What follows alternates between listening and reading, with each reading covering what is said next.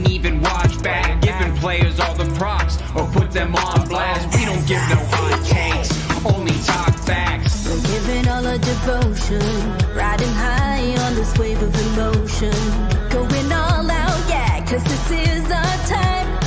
No, ain't no stopping us till we reach the finish line. All in, we came here to win. We're gonna give everything. S-I-C-K on the run. S-I-C-K, sick, sick. On fire, we're ready to fight. We'll bring the house down tonight. S-I-C-K on the run. S-I-C-K, sick, sick.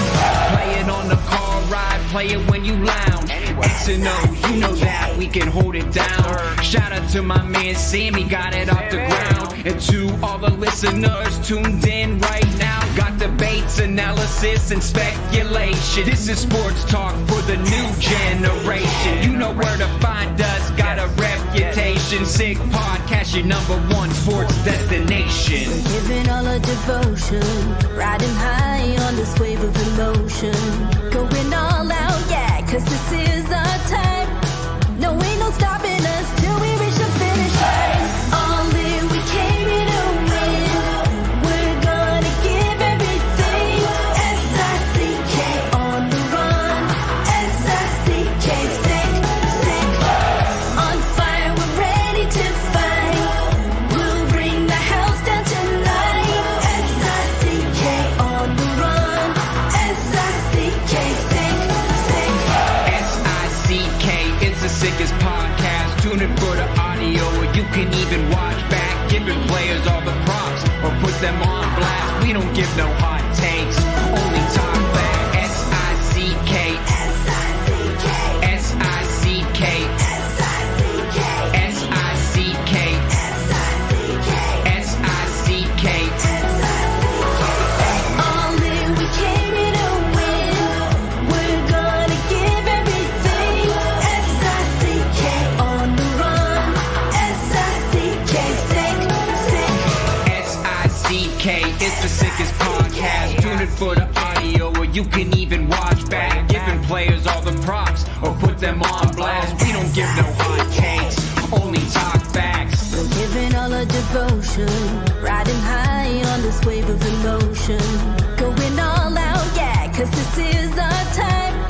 No, ain't no stopping us till we reach the finish line. All in, we came here to win. We're gonna give everything. S-I-C-K on the run. S-I-C-K, sick, sick. On fire, we're ready to fight. We'll bring the house down tonight. S-I-C-K on the run. S-I-C-K, sick, sick. Play it on the car ride, play it when you lounge. X and O, you know that we can hold it down. Shout out to my man Sammy, got it off the ground. And to all the listeners tuned in right now, got debates, analysis, and speculation. This is sports talk for the new generation. You know where to find us, got a reputation. Sick podcast, your #1 sports destination. Giving all our devotion, riding high on this wave of emotion, going all out, yeah, 'cause this is our time. No, ain't no stopping us till we reach the finish line. All in, we came here to win. We're gonna give everything. S-I-C-K on the run. S-I-C-K, sick, sick. On fire, we're ready to fight. We'll bring the house down tonight. S-I-C-K on the run. S-I-C-K, sick, sick. S-I-C-K, it's the sickest podcast. Tune in for the audio, or you can even watch back, giving players all the props or put them on blast. We don't give no hot takes, only talk back. S-I-C-K, S-I-C-K, S-I-C-K, S-I-C-K, S-I-C-K. S-I-C-K. Turn up your volume. Because you're about to listen to The Sick Podcast. Talking Titans. Levis towards the end zone. Got a man. Touchdown. Wow. And it's the 4th TD pass of the day.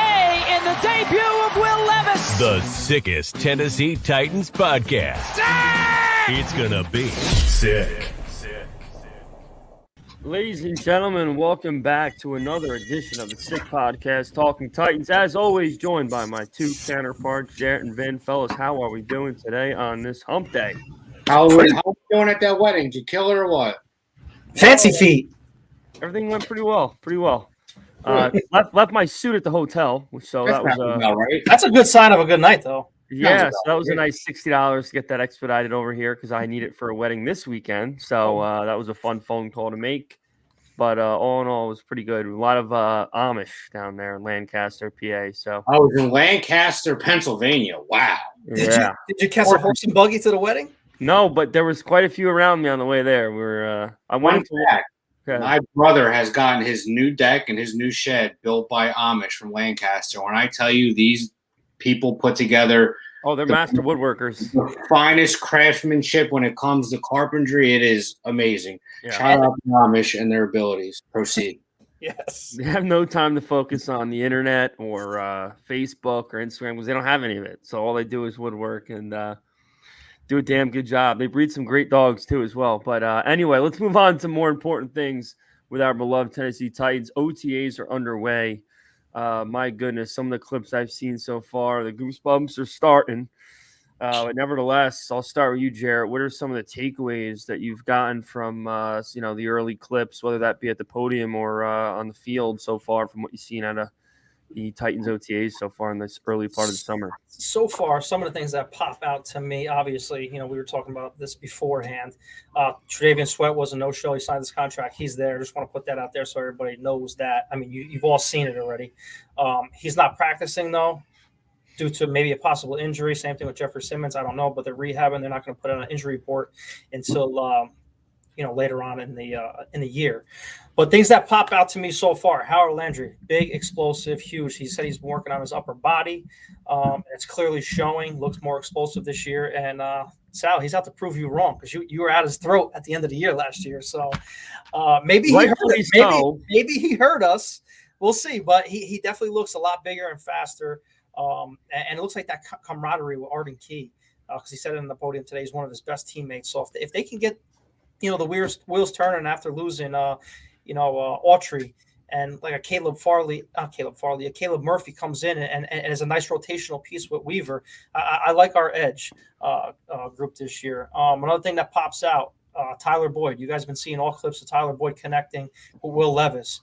It's proven to me that this guy is a proven vet, and he's out to show our young guys in the room that this is the way how things are done. He looks so smooth coming out of breaks. It's obviously 7-on-7 and it's drills, like we've been saying. Nothing is proven to be to anything until September comes. But man, he looks good. Calvin Ridley looks fast as hell coming out of breaks. Just a technician, route running. To me, I think he's going to have a huge jump this year. You guys got to remember now. Calvin Ridley came off the suspension last year with Jacksonville. That was his first year back in football for what, 2 years? A year, and he got suspended.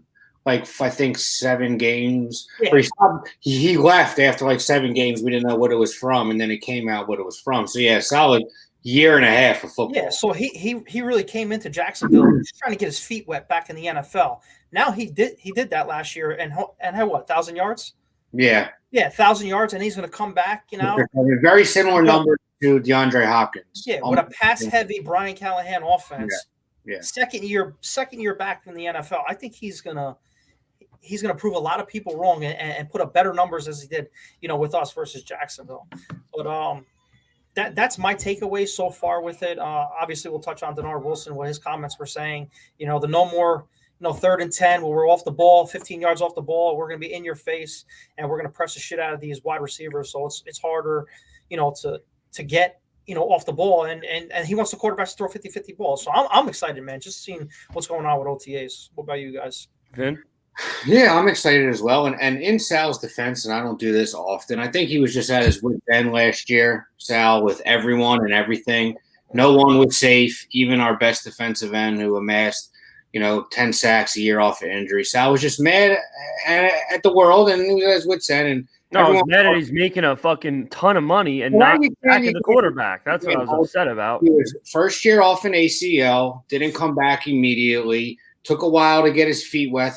Very similar to what happened with Tony Pollard, our new feature running back, coming off an injury last year. Had a decent year till the end of the year where he finally was healthy. But everyone was catching the South smoke last year. And you guys weren't complaining about anything? Let's not get out of on ourselves. Twitter, on the pod, everyone was catching the South smoke. In his snuggie. Well, we should put that on a shirt. That's a good one. That is going on. Trademark that. It could be a segment of the week. Who's catching South smoke? Yes. That's for the meeting. That's for the meeting next week. That's usually just my post game on Twitter. That's for the meeting next week. We got. He even put his snuggie on like he likes to do sometimes. All right, that's happening. We're gonna get a graph. We're gonna get a sick graphic and everything. Yes. I can't wait. I'm also excited about him. I think we forgot a lot of Titans fans that we have Arden Key, and he'll be back as well next year. And I think that isn't the worst formidable duo when it comes to pass rushers, Arden Key and Howard Landry. I think you could have much worse. I think the potential's there, and hopefully our new defensive coordinator maximizes their abilities on this defense. But I'm most excited about Calvin Ridley as well, Jarett. To echo your sentiments, I got into some beefs, which I don't like to do on Twitter, with some Jags fans shitting on him. One, they were mad because he decided to leave to go to a division rival. If he would have signed the same deal in Jacksonville that he did in Tennessee, they would have been thrilled about it. Yep. Second, like you said, he had a year and a half off from football. He is on the field. He is as gifted in the league.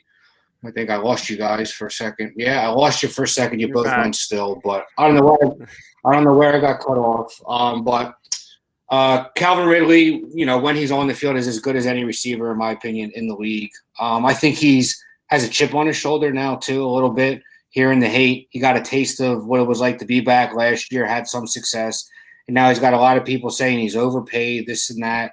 But I think we're going to see the Calvin Ridley that we saw with the Atlanta Falcons, that, his ceiling, if healthy and everything works out, why can't he put up 13, 14, 1,500 yards and at least 10 touchdowns?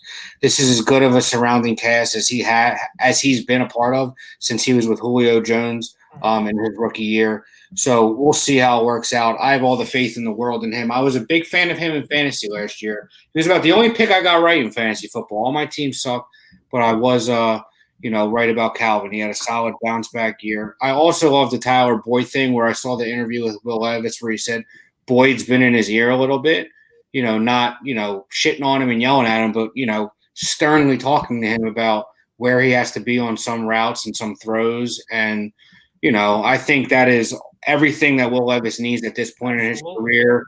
A mentor wide receiver who's familiar with the offense that he's going to be playing in, from top to bottom. I hope we're not setting ourselves up for failure, but everything from the draft to free agency, the offseason, the RAN interviews, the Callahan hire has seemed to go, swimmingly. So I hope we're not setting ourselves up here for, heartbreak, but I think we can compete for this division, and I think a lot of teams are overlooking us, and you're going to get a hungry 2024 Tennessee Titan team. Yeah, I think the two most important, and this is probably not anything of a hot take, but just to hone in on two people specifically that I think have the most impact on this team. Obviously, one would be Will Levis, and I think the second player on the team that's going to be the most impactful on whether or not we do good things or great things is Jeffrey Simmons. I mean, in reality, like you've said a million times there, Vin, obviously the quarterback is the most important position on the field, but you also got to get to the quarterback if you want to be good, and he's the number one guy that we would depend on, if nothing else, to make the quarterback uneasy. So obviously, it goes without saying that Levis is going to be the ringleader on the offense, and if he progresses the way we think, like I've said a million times, we're going to be in every single game. There's not going to be any blowouts. There's not going to be any Sundays where we say to ourselves, okay, here's just another game the Titans are supposed to win, running away, and they wind up losing or winning in the last second. I don't foresee that happening anymore because of the jump that we've taken in staff and, general manager and everything in between. And I think Levis is going to be the answer on offense. And I think Jeffrey Simmons is going to have to be even a little better than he was the past previous years. He has been excellent majority of his career in Tennessee.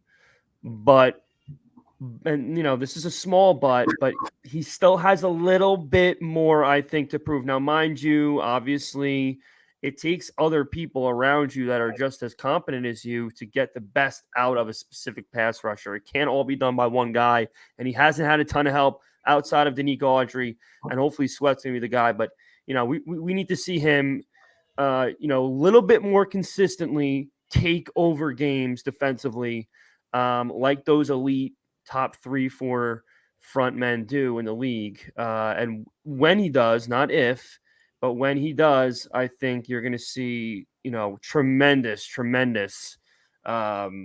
differences in how these outcomes of games are. Like, you both know, every fucking game we win for the past 10 years, except for maybe 4 or 5, are in the last minute. Yep. And not for nothing. The teams that are excellent, they don't do that every day. Well, we were trying to control the clock a lot when we were running the ball. That's Vrabel. That was Fisher, just trying to run the ball, control the clock. Now, I think that we have the back end of the defense, and they're piecing together a core that can rush the passer. Because I solely believe in the pass rush right now. You have Sweat, you have Sebastian Joseph Day, you have Simmons, you have the edge. Give Caleb Murphy a shot. The guy had 29 and a half sacks in college 1 year. He's a natural pass rusher.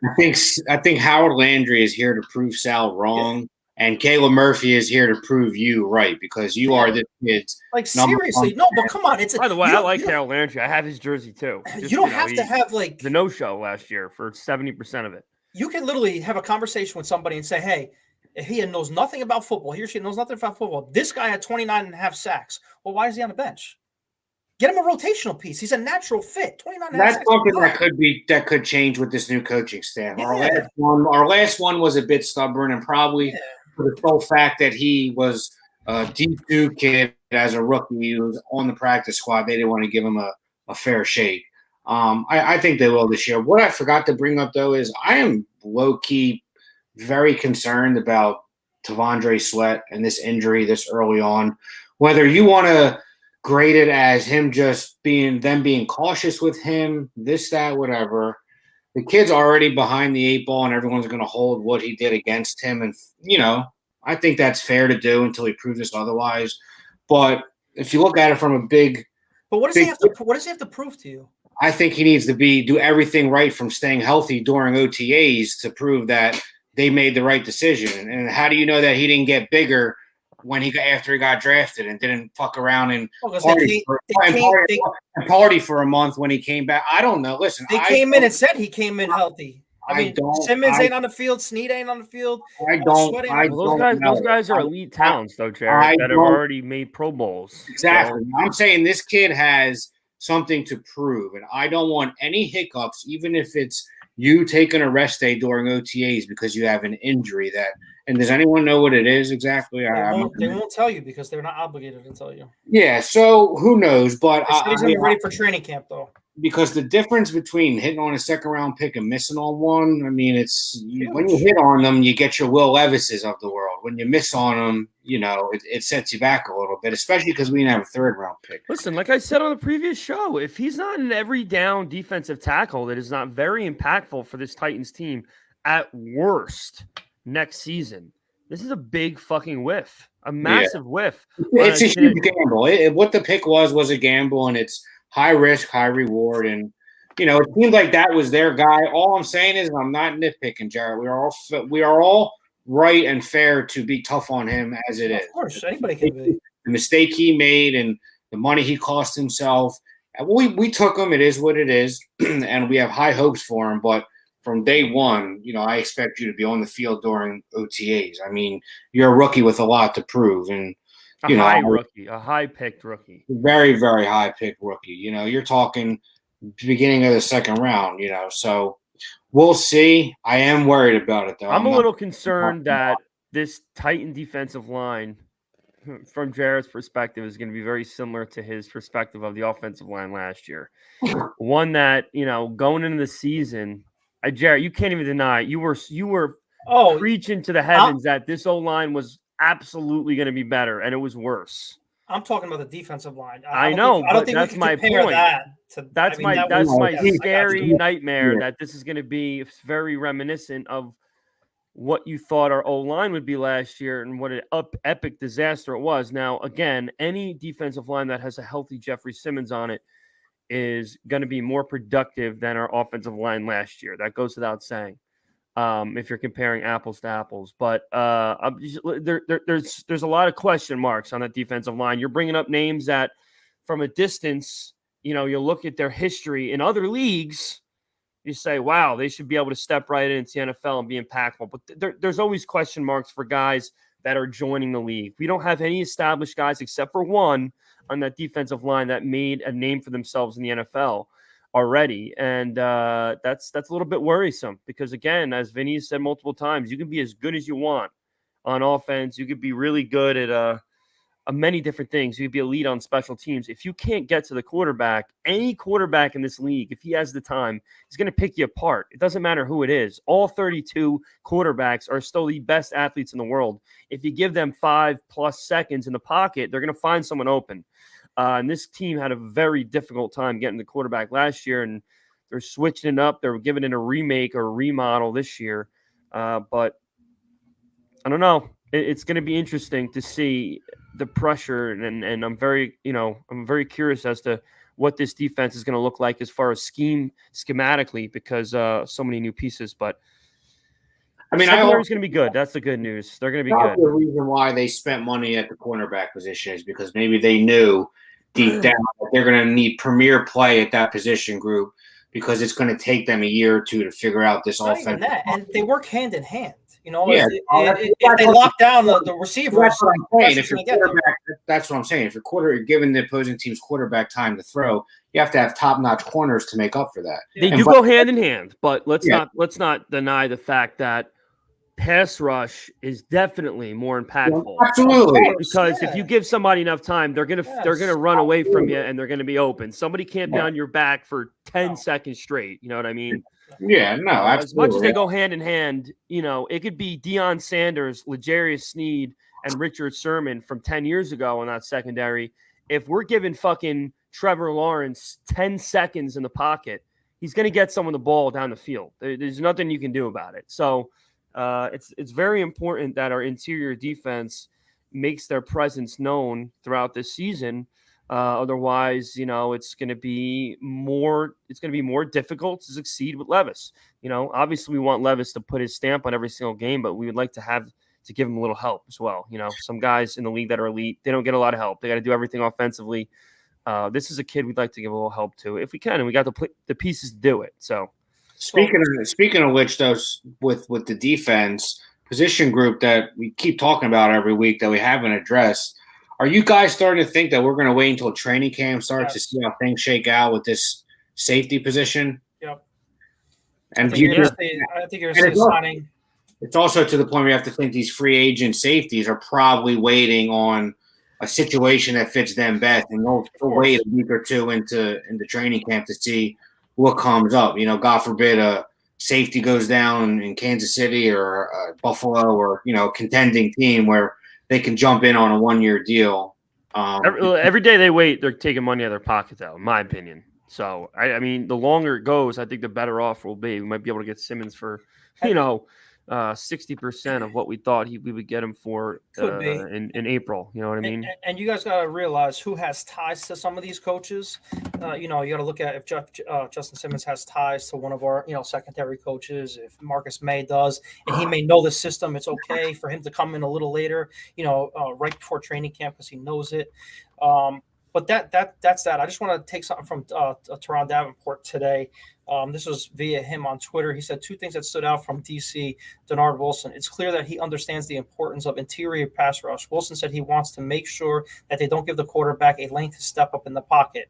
So obviously they're going to scheme something up, through the pass rush on the interior line and the linebacker. So that, they have a focus on that. And free releasing at the line of scrimmage for wide receivers is reiterated for Wilson. He wants them to make sure that the cornerbacks press and cause disruption at the line of scrimmage. No more lining up 8 yards off the ball, like we touched on that already. So I'm all about the in your face pressing, because how many times have you guys sat on the couch and all you that are listening, you're sitting there, it's 3rd and 8, and you saw Malcolm Butler and a Dory Jackson 15 yards off the ball. You're like, all they got to do is step forward 5 yards and catch the ball and make a move. Well, yeah. Luckily, that issue kind of went away. I think last year, even though our defense was wishy-washy last year, we didn't see as much of that lax coverage as we did when those guys were on the field. But yeah, no, like I said, that's why I mentioned earlier. Scheme's going to be very interesting because we have not, honestly, and I could be wrong, but I'd like to see statistics. Overall, I think we have not been as much of a blitzing team as I would have liked to see us be. It could be just lack of actually getting the quarterback because, again, that's been an issue the last couple of years. But I would like to see more, what's the word? A little bit more risk-taking defensively. I really would. I'd like this to see that. We've played very conservative defense over the years. And we're going to see. We got a new DC, and who everything he said so far, I've been very happy and pleased with. So I'm definitely optimistic about it for sure. There's a lot of veteran coaches on that defensive staff too, which makes it even better, because if they do want to get risky, like Sal said, they probably can, because they've seen it before. So they know how to adapt an in-game adjustment like we haven't seen on this team for a lot of years now, because Shane Moen was a fresh new hire at a Mike Vrabel's wing, and he wanted it his way. Now I think that, with the Frank Bushes and the Chris Harris and Denard Wilson, I think, and Tracy Rocker, now that he's back on the defense, I think they can really clash and do really good things for our defense this year. Let's talk about moving on. A lot of people have been bringing Treylon Burks up in the media as far as at the podium or on the sideline at St. Thomas Sports Park, whether that be Calvin Ridley or Nick Holes or even Brian Callahan for that matter. A lot of positive things being said about Treylon Burks at training camp. In my humble opinion, I think it's almost like some motivation they're trying to add to him moving on.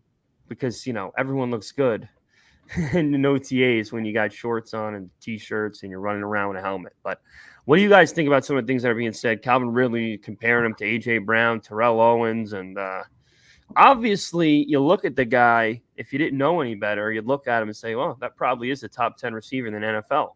But then you look at the stat sheet and you scratch your head. So what do you think those comments, what do you think the root of those comments were? Do you think they were genuine? Do you think they were trying to make him more motivated? What do you think, Vin? I mean, A.J. Brown also said Racy McMath reminded him of Julio Jones. Yeah. I know we almost forgot about Racy McMath, but, I don't know. I take all of that with a grain of salt.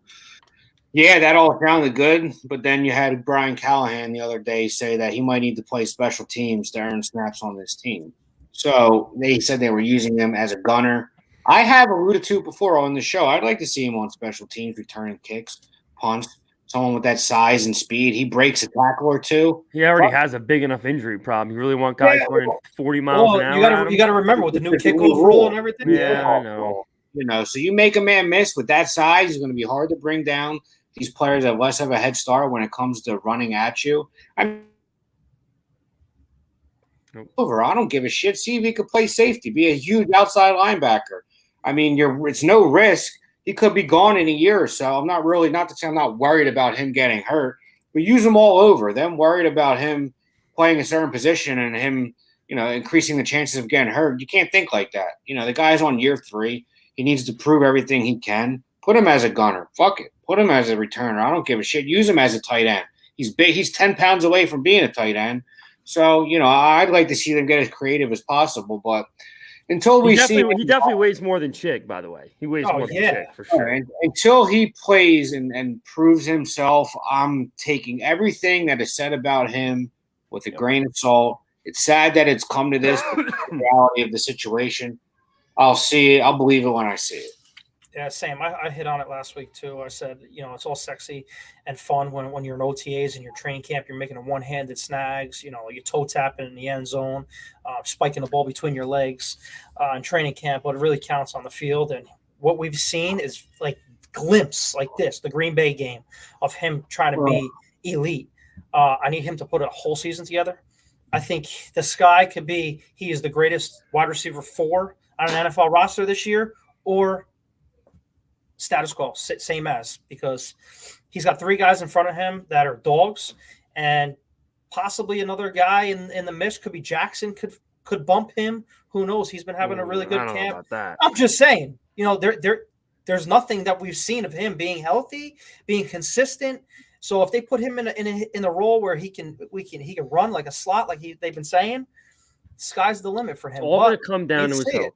Yes. It's all going to come down to his health. When we've seen Treylon Burks play unhealthy, and it's so easy to see. He can't get out of his cuts. He looks like he's got fucking cinder blocks on his feet.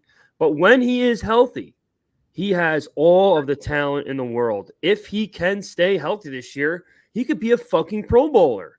He really could be, because he is going to get single covered every single play. There will never, ever be a play that he should be stepped on the field for where he's double covered.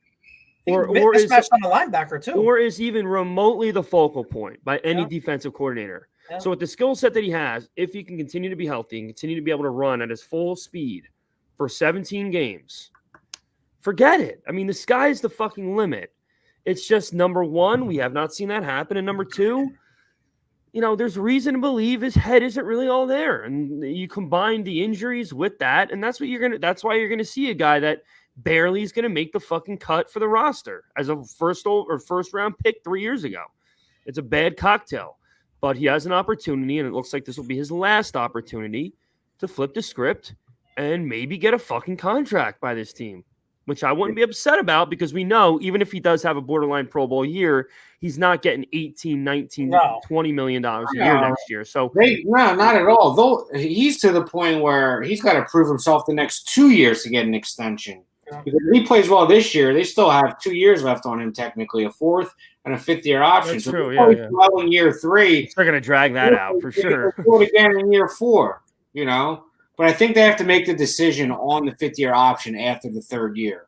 Heading into year 4, I think, is when they need to make the choice for the 5th-year option. But we're wasting our breath talking about Treylon Burks and his potential 5th-year option. No, we're not, though. It's very important. Very important, especially on a team that has always had depth. Well, what I'm saying is he's given us nothing to warrant, us to make us believe that he's going to be anything special. I'll believe it when I see it, and I think we can leave it at that. Yeah, that's fair enough.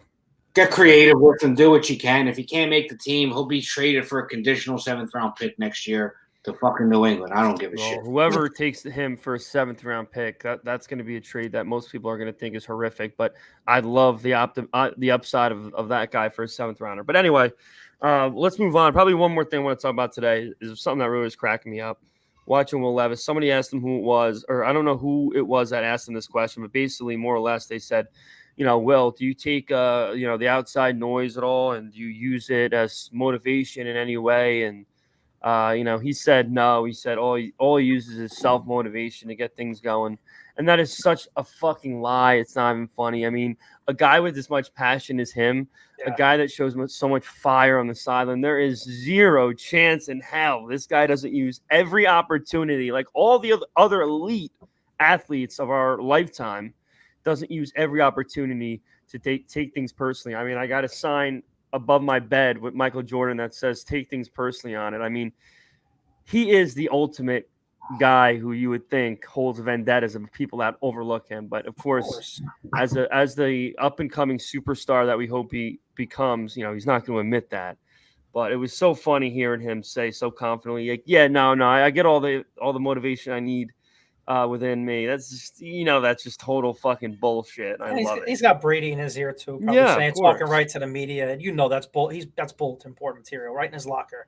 Another thing from Will Levis I really liked. Somebody asked him, I don't know who it was, like I said, but they did say that Will Levis is scheduling a retreat with the receivers this year to team bonding and just to be a fly on that wall. Dude, are you kidding me? We haven't had a quarterback that did that. Yeah, Marcus Mariota and all those took them to Vanderbilt in the high school, but this is totally going to be different. A retreat where the boys are getting together and they're gonna team bond. They're gonna go over stuff. I listen, for a second-year quarterback doing that with veterans and try to build this team.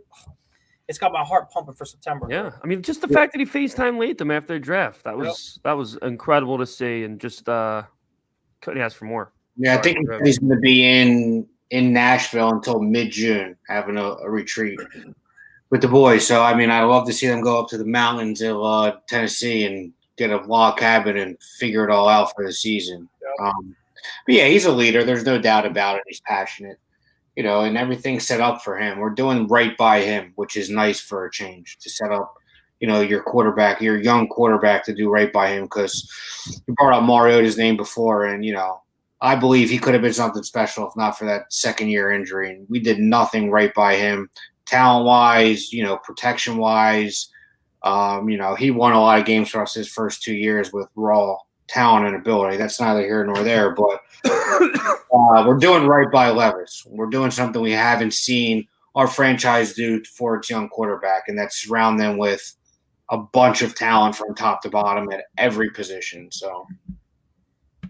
Yeah, absolutely. Absolutely. And obviously, as the weeks transpire, we should hopefully see more and more guys showing up and getting some work in. And we get closer and closer to training camp, which is where things really get real exciting. And you really start to see, how these depth charts are going to shape out, who stands out. Like I've said before, there's so many guys that I'm very curious to see how they're going to fall moving forward. Josh Wiley, definitely one of them.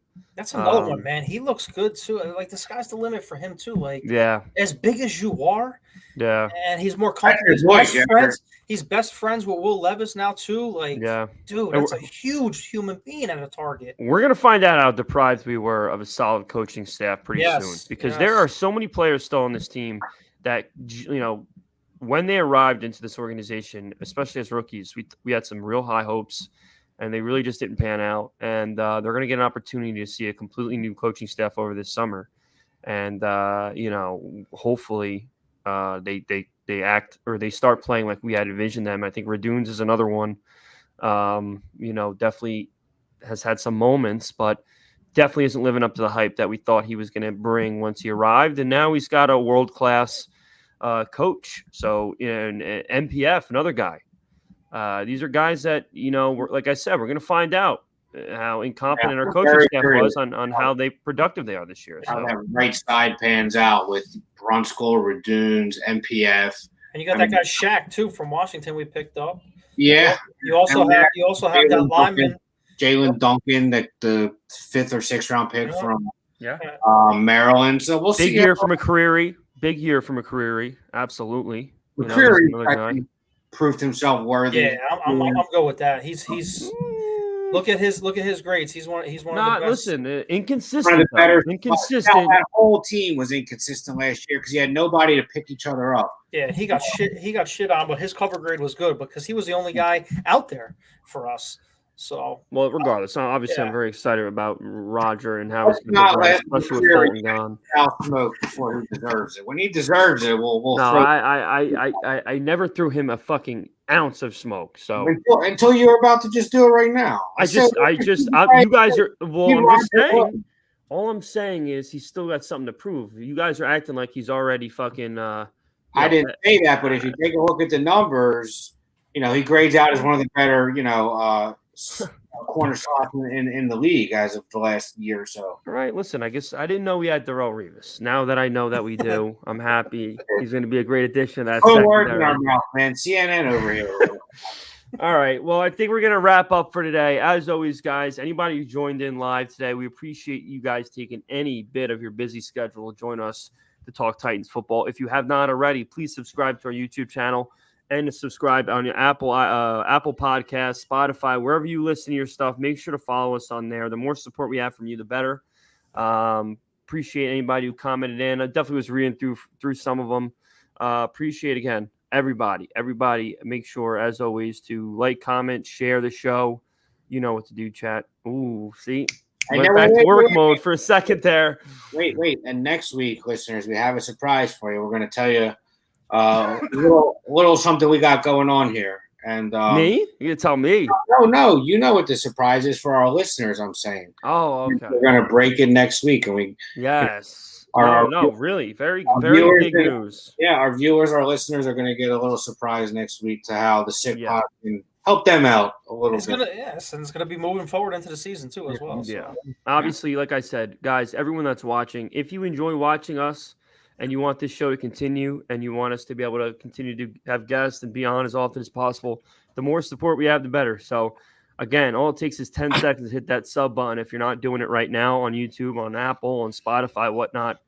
And we're just going to continue to grow with the help of all you. And this is going to be a real big season for the Sick Podcast. So, jump on board. You're going to be happy you said you were on board now, and next 5-10 years, the sky's the limit for us. So with that being said, guys, hope everyone has a phenomenal rest of their week. We'll catch you on the flip. As always, check us out on Twitter, and we give you updates on everything we're doing. And that's going to wrap it up. Tighten up as always, and Shane, send us out. And that's a wrap. Hope you don't miss us too much until next time. Follow the Sick Podcast Talking Titans on YouTube, Instagram, Facebook, Google Play, and Apple Podcasts.